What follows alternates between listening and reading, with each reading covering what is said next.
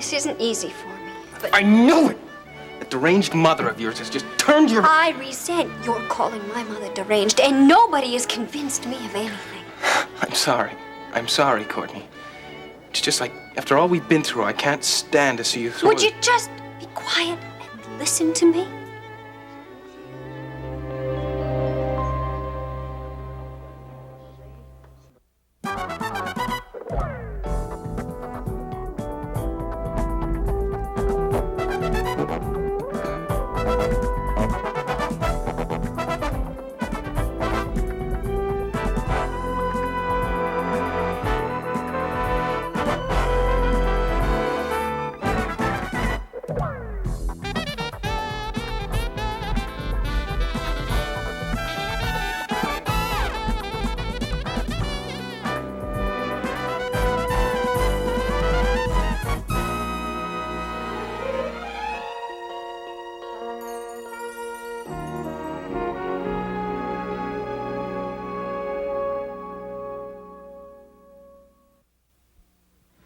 I just hope you realize that this is a ploy on... Let me finish.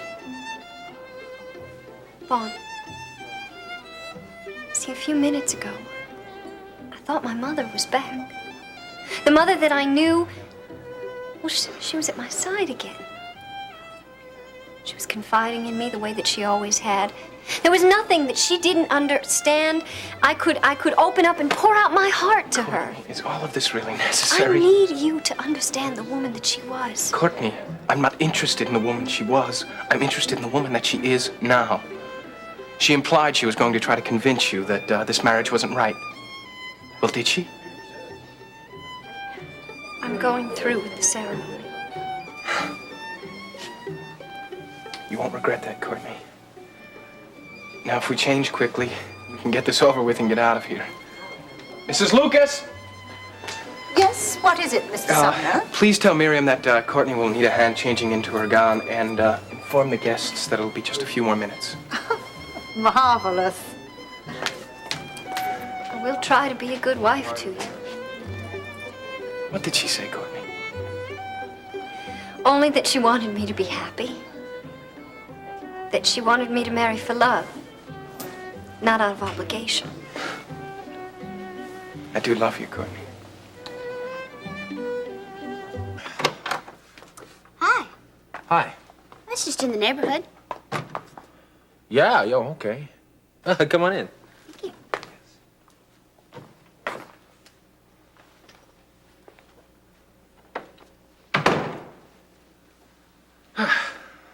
Just in the neighborhood, huh? What would you think of me if I didn't stop by and at least say hello? I'd be crushed, I'm sure. I don't know how to take you sometimes. Don't lose any sleep over it. You're a nice kid. Well, sit down. You want something to drink? No, thanks. All right. Why are you so anxious about getting the Bible back?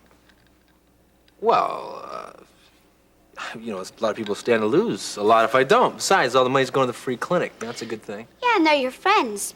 But is that all? Paula, don't play these games with me, okay? It wasn't very smart of you coming over here with the land still on the loose. Now, why don't you give me the real reason why you paying me this little visit? Did you ever get lonely, Russ? Yeah, shrug it. Oh. Well, is that what this is all about? Oh, well, listen, hey, I hate to disappoint you or anything, but I like things just the way they are. I'm just fine, really. I really am. Besides, I thought you gave up giving house calls. Look, I told you I don't sell myself anymore. You sound just like Lance when you talk like that. I'm sorry, just checking.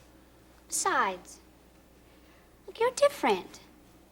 And I thought I'd prove that to you when I turned the Bible over to you. Well, you did, and I appreciate it. Then why don't you just accept me at face value?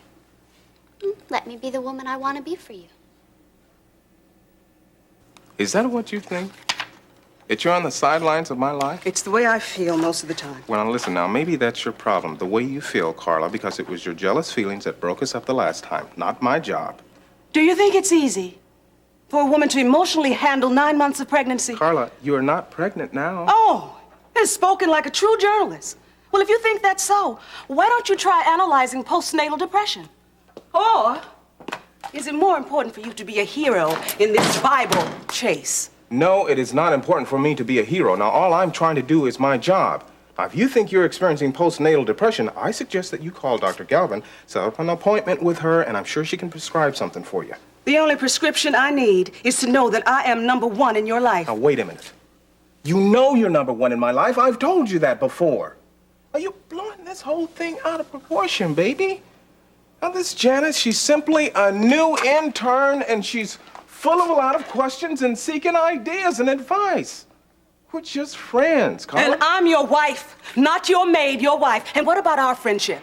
That is supposed to be the one important thing about us, that we are each other's friends. Listen, now, I need you, Carla, but I also want to be the best at what I do. All of those years in college, I never had the time to write the way I wanted to.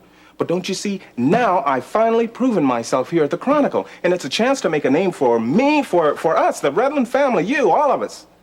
Don't you see that there's not going to be a Redland family if you don't take the time to spend with us? Listen, do you know the difference between career and job? Oh, come on. It's 20 hours a week. How do you think I exposed Vince Cardello and cleared Stacy Phillips?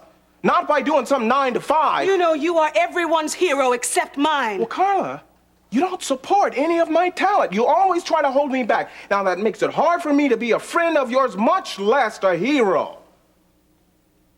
Well, marriage takes work. And we can't work it out if you're not here. All right, look. All I can say is I'll try. And that's all I'm asking. Maybe someday in that heart you'll find room to understand and forgive me. Forgive you? There's nothing to forgive. You are a knight in shining armor.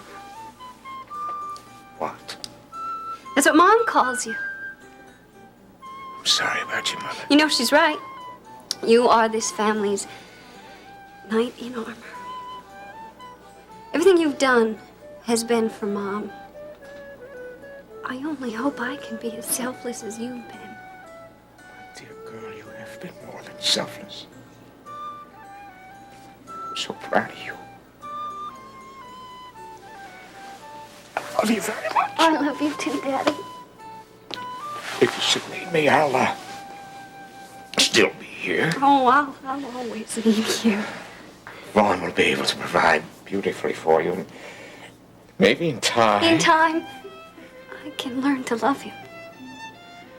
Having his children will help. I'll make this up to you. Somehow, some way, I promise. Just be my father. I love you. I love you too, Daddy. We have to go now. Yeah. Let's go.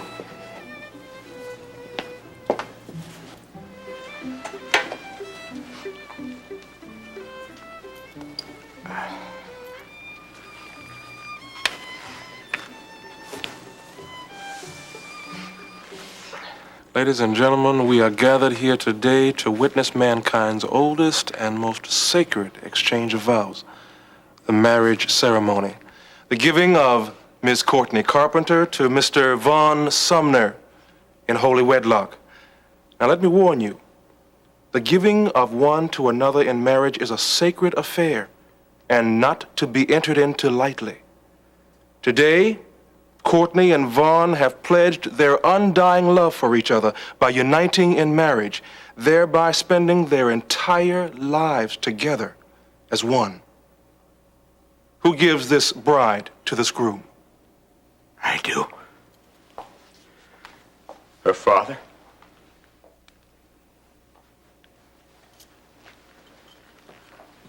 Do you, Courtney, promise to love, honor, and cherish Vaughn in times of sorrow and of joy, to stand beside him in sickness and in health, so long as you both shall live? I do. Why, Preston? Why are you letting this happen? You don't understand, honey. Shh. Preston, our Courtney's whole life ends today. Do you, Vaughn, promise to love, honor, and cherish Courtney in times of sorrow and joy, to stand beside her in sickness and in health, so long as you both shall live? I do. If there be anyone present who has just cause for this couple not to be married, let them speak now or forever hold their peace. Place the ring on her finger.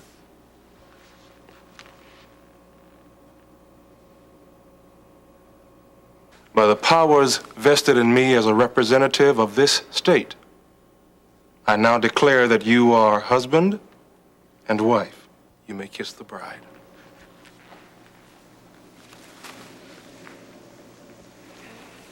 Ladies and gentlemen, may I present Mr. and Mrs. Vaughn Sumner.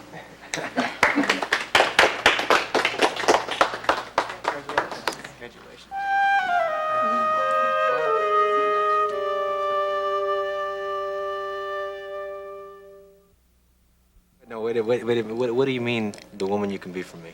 You said it yourself. Why play games? You're serious? I mean, normally I'm not so aggressive, but considering the circumstances... Hey, no, wait, Paula, wait a second. I think you're making a mistake here. You know, you're awfully cute, Russ. Oh, boy. Paula, I gotta talk to you. Listen. I know it's hard for you to accept me other than the way I was, but I don't blame my mistakes on anybody.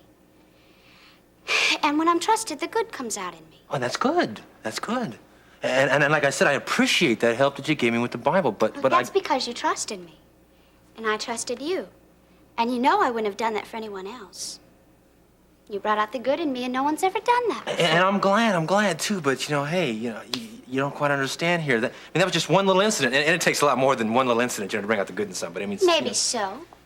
But you see, you're the only one so far. I mean, even back in the early days. No, Paula, listen. We can't do this here. I mean, you never told Lance I was skimming money off of him. Well, there's and you were reason for always that. there to protect me. I just think it's about time that we tried to get together. And you saved my life from both Ronnie Washington and Lance. And Lance is going to be coming back after you again, too. Remember that? Look, I'm not worried about it. I know you'll protect me. No, don't do that. No. I need you. And you need me, right? Yeah, maybe. Knew I was right. But relax, okay? Hey, no, I have to go back to the Fosters. Foster's. What's that? What's Foster's? It's my foster parents. Oh. I still need them, even though I'm 18. Yeah. You did know I'm 18. Huh? Oh, sure. Of course I knew you're 18. Of course I knew that. Well, now maybe you'll look at me in a different light. Just try to think of me as coming from a nice middle-class home, okay? Oh, yeah. Because we really got a lot going for each other.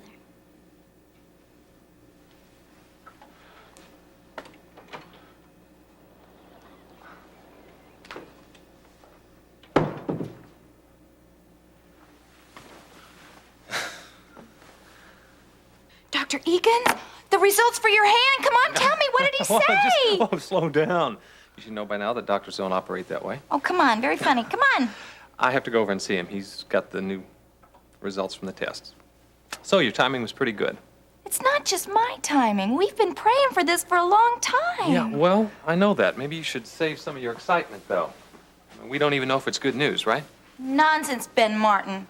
If God doesn't heal instantly, he heals gradually. You know, I just don't think I know anyone who has a more beautiful hand than this. Well, I better get going before a certain person kisses it to death. Slobbers. Well, Courtney's a married lady now. Doesn't belong to us anymore. She's Mrs. Vaughn Sumner. She died today, Preston. Our baby died today. Don't you say that, Phyllis. Don't you ever say that. Darling, remember her if you can.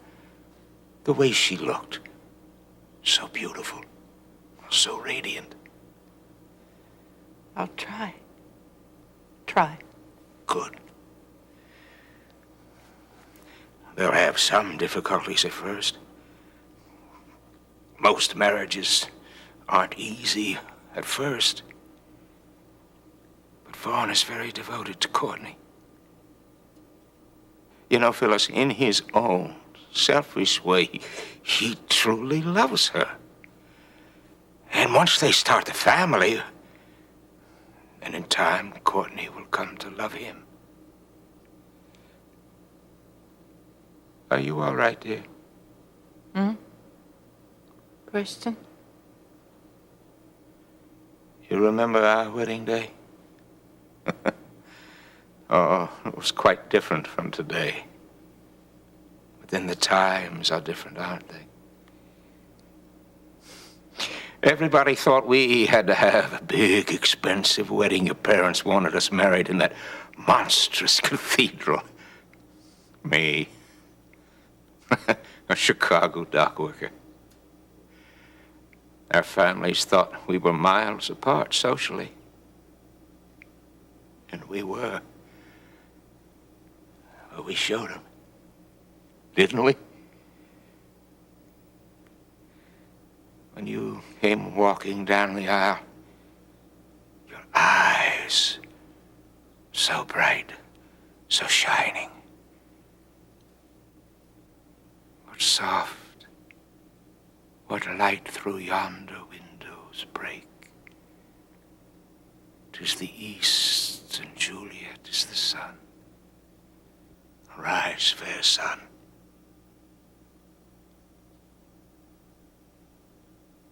Oh, my God. What have I done? What have I done? Well, the lovely Mrs. Sumner. Well, I was just explaining to Miriam what a relief it was to have all this over with. Well, I think there's a feeling of relief for everybody involved. What do you mean by that? Well, your father, for instance, with all that pressure that was placed on him after Phyllis elected to show up, and all that excitement is not very good for her, and I'm certain that we don't want her to get any worse. No. No, we don't. Well, I'm quite sure that you're anxious to get started on your honeymoon. Yes. Florida is quite a drive. Here's the lucky bridegroom. Why don't you two just finish what you were doing? There. Have a wonderful trip. I don't want you to be financially embarrassed. What's this? Well, a wedding present, of course. Charles, I find your abrupt sense of generosity nauseating. Oh, really, Vaughn? No, Charles. I mean, at best, we endure each other. That's the way it's been from the beginning, and now that you're a member of the board, it doesn't change it anymore. Well, since we are brand new business partners, may I suggest that we make the best of this situation? So there. And have a memorable trip with my niece. Oh, you've almost finished. Why didn't someone call me? I was back there cleaning away with all the Mrs. things on the- Lucas, please, we're not interested in your excuses. Just load the rest of the baggage. Thank you. Yes, sir. I'll help you, Mrs. Lucas. How is she? Does she understand what happened today? Well, I hope so, but I'm not really sure. I'll take her back to Rose Hill tonight. Well, you should be very pleased, young man. Well, as should you, Preston. Now, you take good care of her. Because if you don't, I'm going to climb all over you. I will. I do love her. I think you do.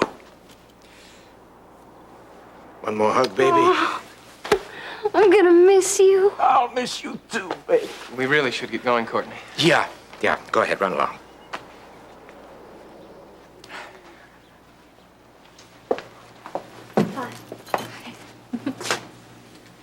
Goodbye, Uncle Charles.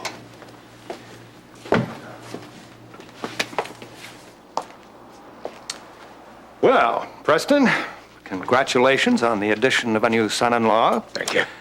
And for the opportunity, if I do say so myself, of putting Carpenter Shipping back on a true and profitable course.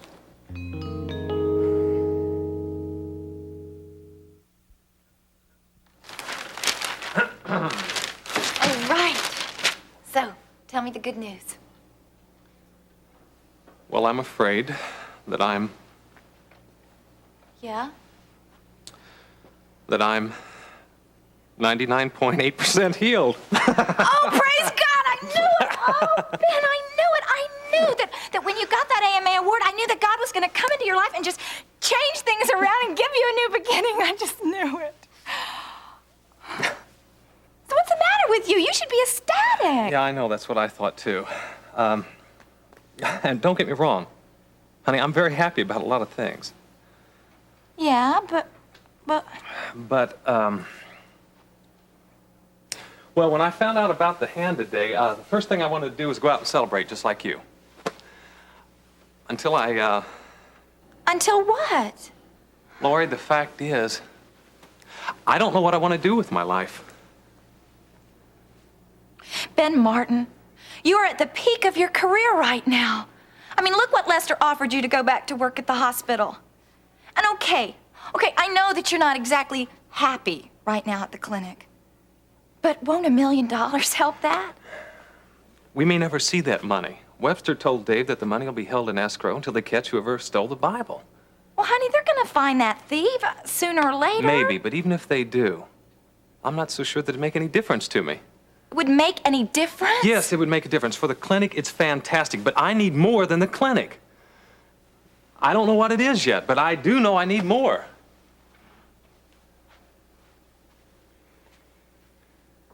You remember the AMA award? Yes. Well, I never told you this, but that night, I felt complete. It felt very good to receive that kind of recognition. And especially because you were a part of it. Honey, I've realized that I need those kind of things, not just for me, but for us. I've tried to rationalize it away, but I can't. Lori, I want to provide for you and Scott. I want to give you two so much more. I want a real career. I just want to make my mark. And I simply cannot do that at the clinic. Are you sure? No. But I do know I'll never be sure unless I try something new.